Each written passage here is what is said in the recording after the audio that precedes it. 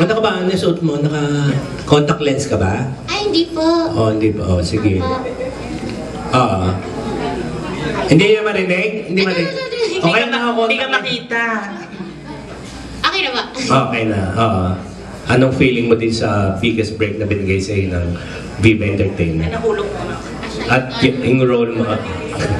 Siyempre po, sobrang thankful po ako kasi matagal na rin po ako sa Viva and parang ever since talagang binibigyan nila ako ng projects para mag-improve ako.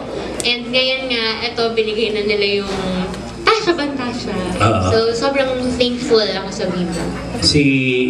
Kumusta namang leading man si Mark? Gwapo ba? Opo, kitang-kita niya naman po.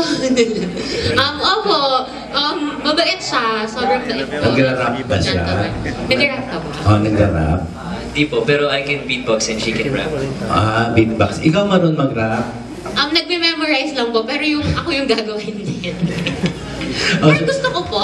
Oh, Mark, ikaw naman, how's siya sa leading lady? Yeah, first of all, I want to say she's really, when it comes to work, she's really passionate.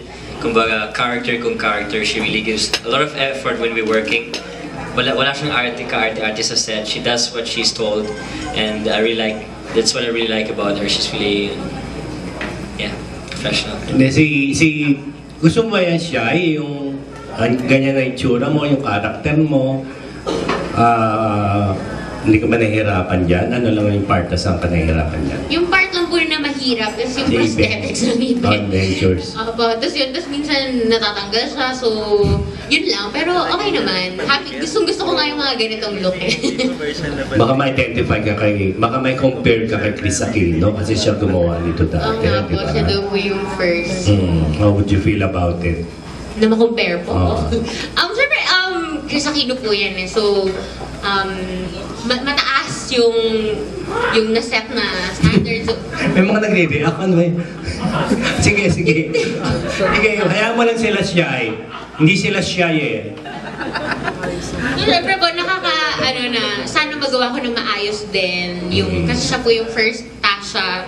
So, yun, sana po magawa ko siya ng maayos. And magustuhan po ng mga tao. May alam ka ba tungkol dyan sa Tasha Pantasya? Alam ko lang. Yung nobela, alam mo yun? Alam ko po siya, pero hindi ko po napanood. Yung dalawa, yung kay Miss Chris and Yasmin Curti. So ano yung may expect ng mga tao dito sa, ano yung fantasya mo bukod kay Newman? Si Mark ba, pwede mo po, pinagpapantasya mo ba siya?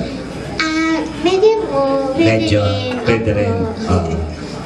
What can you expect from this? May expect nyo po na talagang mapapasaya nyo yung araw nyo pag tuwing kasama nyo si Tasha. Talagang good vibes yung dala namin. And parang yung story kasi parang